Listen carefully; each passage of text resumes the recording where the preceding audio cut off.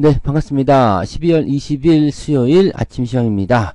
아유, 간밤에 눈이 너무 많이 왔더라고요. 그냥 눈이 막 쌓여가지고, 네, 조금 늦었습니다. 네. 뻥인 거 아시죠? 네. 자, 아무튼, 네, 장이 올랐어요. 다우지수, 나스닥 모두 상승을 했죠. 자, 지금 다우지수 보시면은 시작하고 나서 쭉 치고 올라가서 고점으로 끝났고요. 나스닥 역시도 시작하고 쭉 올라서 고점으로 끝났어요. 너무나 좋은 그런 장세가 나타나고 있죠. 거침없는 산타랠리, 신고가 랠리, 이런 얘기가 나오고 있는데, 어마어마합니다. 자, 이렇게까지 강하게 상승하는 이유가 뭔데? 라는 식으로 좀 얘기가 되는 거죠. 금리 인하에 대한 기대감이 이어진다, 산타랠리가 나온다, 이게 아주 난리가 나는 모습입니다. 그래서 요것들 하나 찝어봤고 한번 보자고요.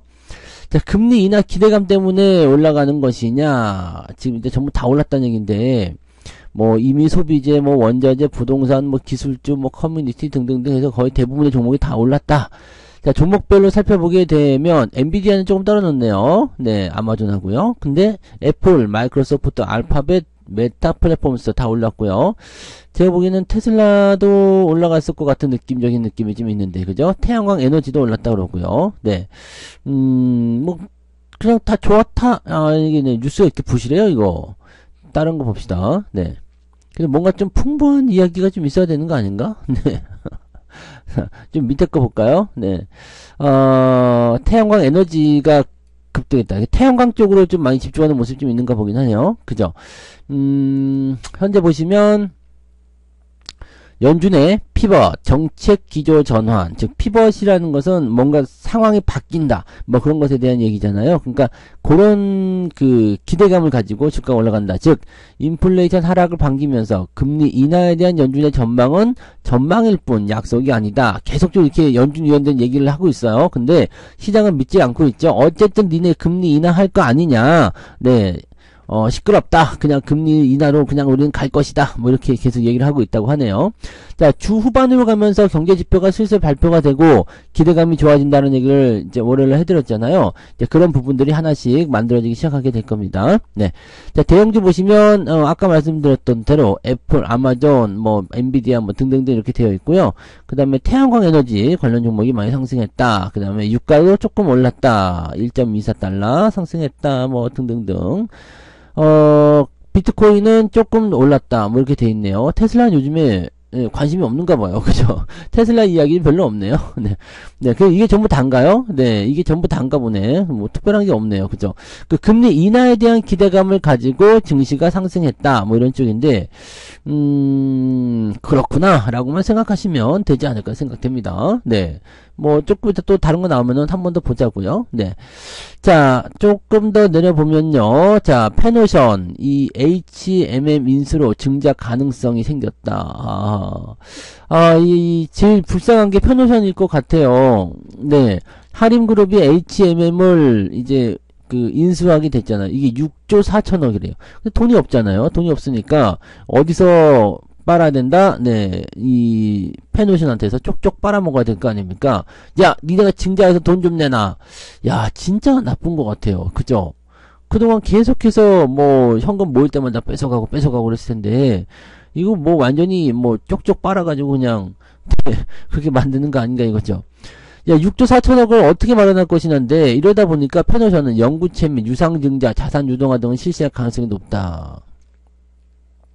너하고 같이 놀게 해줄 아이를 만드는 거야. 네가 돈을 좀 내야 되지 않겠어? 이런 식으로 얘기를 한다는 얘기죠.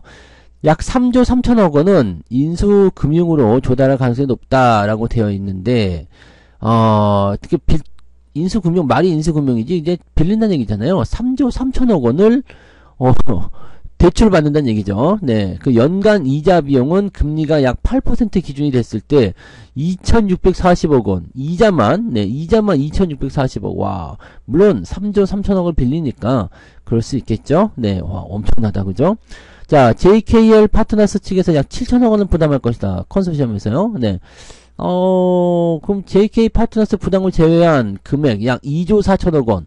이게 와, 3조 3천억을 빌려가지고 여기서 남은 금액이 6조 4천억, 그러니까 이게 3조 1천억이 남았는데, 3조 1천억에서 지금 7천억 원을 JKL 파트너스에서, 해주고, 2조 4천억을 지금 내야 돼.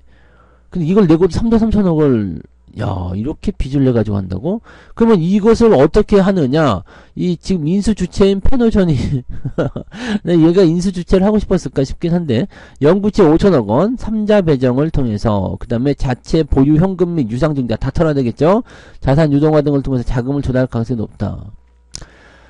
아이고, 이거 4,600, 통장에 돈이 남아있는 꼴을 못 보는 사람들이 있잖아요. 비슷한 거랑 똑같은 얘기라고 보시면 되겠습니다. 돈이 있으면은 뭔가 조금 발전시켜서 지금 있는 사업을 더 잘할, 그럴 생각을 해야 되는데, 조금 아깝다, 그죠? 네, 이게 좀, 자, 유형자산의 장부가액은 5조 9천억 원이 있다. 네, 탁탁 털어버리겠다. 이거 얘기인가요? 이거 하면 안 되지, 근데. 유형자산의 대부분은 선박 등으로 유동화 자원으로 활용될 수 있을 것으로 추정된다. 그러니까 남은 돈 다 뽑아먹겠다는 얘기인가요? 이거는, 좀 안 좋습니다. 페노션이 독립을 좀 해야 되지 않을까 싶긴 하네요. 네. 독립을 해야 될 것 같아요. 어디까지, 네, 이것을 이렇게 할 것인가. 근데, 과연 시너지를 통해서 얼마나 이득을 얻을런지는 잘 모르죠. 네. HMM을 인수해가지고, 얼마만큼의 물론 이제 등치나 규모로 봤을 때 하림그룹이 재계 순위 4위로 올라가기도 하고, 이 관련 업종에서도 크게 상승하는 모습이 나타날 수 있겠지만, 그거 그냥 명예일 뿐이잖아요. 지금 실속이 중요하죠. 이렇게 돈 탁탁 털어가지고 해서 만약에 한번 휘청거린다. 잘 되면 모르죠. 잘 되면 상관없겠지만 휘청거린다든지 아니면은 상황이 늦게 진행이 된다거나 그럼 이 이자 비용 이거 2천억 이거 어떻게 감당할 거. 야 2,400억. 지금 하림의 시총이 3천억대잖아요. 물론 상한가 가서 조금 올랐나요? 네. 와 이거 그래요. 여기까지만 말드릴게요. 근데, 페노션이 지금 전날 주가가 좀 하락한 모습을 생각해보면 상당히 좀 별로일 거다라는 생각 좀 해봐야 됩니다. 좀 불쌍해졌다라고 보셔야 되겠죠? 네. 랠리에 소외될까봐, 이거 포모 증후군인가 이거죠? 네. 두려워서 추격 매수를 하고 있다. 소형주가 더 오른다. 네. 근데 이건 뉴욕 증시 이야기고요. 우리나라 증시도 약간 그런 감이 좀 있긴 있잖아요. 막 오르는데 대형주들이나 주도주 쪽으로 들어가기 좀 그런 것 같고, 그냥 이쪽으로 한번, 모르겠다. 나도 한번 들어가자. 이렇게 나가는 것 같은 느낌이 좀 있죠. 지금 중소형주가 더 올라가는 거는요, 대형주가 많이 올라가서 쉬는 시간이라 그렇게 생각하셔야 됩니다. 네. 일주일 만에 657% 폭등, 이 LS 머티리얼즈. 이거, 진짜. 근데 신규 상장 종목에 대해서 이렇게까지 나오는 이유는 뭐지? 라는 생각이 자꾸 들어요. LS 머티리얼즈가 상장한 지 일주일 만에 650% 넘게 폭등했다. 그래서 연말 주식시장의 최대화도 어마어마한, 진짜 이렇게 나올 수 있는 거야? 그 다음에 에코프로 머티리얼즈. 이것도 막 지금, 네. 치고 넘어가는 모습도 이게 개인 투자자들이 많이 들어왔기 때문이라고 생각되죠. 항상 이런 부분들인데 신규 종목들 같은 경우는요. 부담감이 항상 있어요. 그래서 거기에 대한 내용들이 우리한테 이제 적용이 됐을 경우에는 전혀 고려를 하지 않는 상황들이 있는데 이걸 고려를 해야 됩니다. 네, 당연히 고려해야 되는 상황이에요. 그러니까 이런 부분들 꼭 체크하셔야 되는 거고요. 지금 현재 보시면 45,400원이 나왔네요. 네, 근데 공모 가격이 6,000원이야. 와. 이거 LS 머티리얼즈는, 네, 따따상 성공한 종목으로 유명하잖아요. 근데, 이거 공모가에 4배 나오는 거, 따따상이 나왔었는데, 어마어마하네요. 네, 이렇게까지 가야 될 이유가 뭐냐? 이렇게 되는 거지. 자, 단순히 수급이 밀어올린 것이란 분석이 나오고 있다. 왜냐면, 신규 종목은 일단 상장하고 나서 주가가 빠질 수밖에 없어요. 왜냐면, 가지고는 그 기관이나 외국인이나 이런 그 덩어리들이 빠져나오거든요. 보호예수 물량도 계속 풀릴 거고요. 근데 이게 따따상을 치다 보니까 뭐야 이거 되는 거야? 그러면서 막 몰린다는 이야기예요. 그래서 그러다 보니까 아무래도 이제 시장에 풀린 그런 주식수가 조금 적게 됐다라는 그런 어떤 이점을 활용해서 막 밀고 올라가는, 그러니까 매수는 몰리는데 주식수는 별로 없어. 그러니까 막 가격이 높아지는 그런 상태가 될 수 있는 부분이 되는 거죠. 그러니까 그렇게 보시면 되는데, 이제 조금 이제 그런 것 같아요. 이제 주가가 올라갈 때는 다들 이제 고평가다 이런 이야기 계속적으로 얘기해드리지만, 사람들이 앞으로 성장성이 어쩌고 저쩌고 이런 얘기 하잖아요. 다 쓰잘데없는 소리고요. 들으나 마나 하는 그런 거 들을 필요는 없는 거죠. 네, 주가가 올라간 이유는 뭐겠어요? 매수가 많이 몰려서입니다. 그리고 단기간에 많이 주가가 상승해 버렸다는 것은 단기간에 매수가 많이 몰렸다는 이야기야. 단기간에 회사가 그렇게 좋아질 수가 없잖아요. 기대감이 아무리 좋다고 그래도 이게 단기간에 막 치고 올라갈 수가 없어. 뭐 회사가 복권 긁어가지고 당첨된 거 아니잖아요. 그러니까 그런 상황으로 보셔야 되기 때문에 이런 내용들을 살펴보게 되시면 이거는 좀 여기 써 있네요. 언제 급락해도 이상하지 않을 주식. 그러니까 이럴 때는요, 가지고 있는 사람들만 진행을 하면서 주가를 치고 넘어가는 그런 형태로 가야 되는 거고, 이 변동성에 대해서는 항상 조심을 해야 된다. 이 부분을 생각하셔야 됩니다. 여러분들은 신규로 접근하시지 않는 게 좋다고 보시면 되겠어요. 주주가치 제고한다더니 올해 자사주 소각률 29%에 불과하다. 나쁜 거야. 그래서 앞으로 우리나라 증시도 가야 될 길이 멀어요. 배당도 더 많이 올려줘야 되고요. 자사주 소각이라든지 이런 주주 환원 정책 쪽으로 계속적으로 가야 됩니다. 그래서 지금은 이렇게 배당주에 투자하는 전략이 굉장히 좋은 전략으로 작용되기도 한다는 이야기가 되는 거죠. 자사주 소각 의무화 방안을 연내에 내놓을 것이란 관측이 나오고 있는 가운데 내년 주주총회를 앞두고 행동주의 펀드의 자사주 소각 요구도 점점 거세질 전망이다. 이거는 좋은 소식이 되겠죠. 근데 알았어요. 그렇게 할게요. 약속은 하지만 그렇게 안 하잖아요. 그렇게 안 해. 소각률이 29%밖에 안 돼. 이게 왜 나쁜 소리냐면 회사가 쌀 때 자사주 매입을 합니다. 자사주 사드릴게요. 지수를 이게 시장을 어떻게 좀 뭐라 그럴까요? 이게 받쳐주는 것처럼 지수를 이제 부양시키는 것처럼 해가지고 막 사줘요.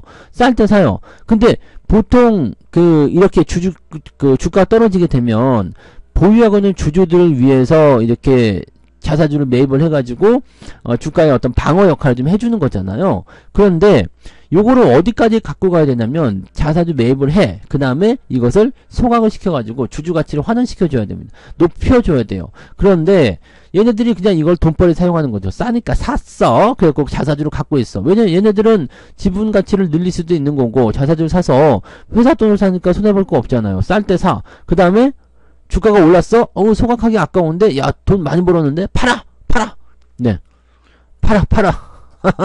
이렇게 되는 거지. 그러니까 회사가 이렇게 되는 거지. 지금 여기 써있네요.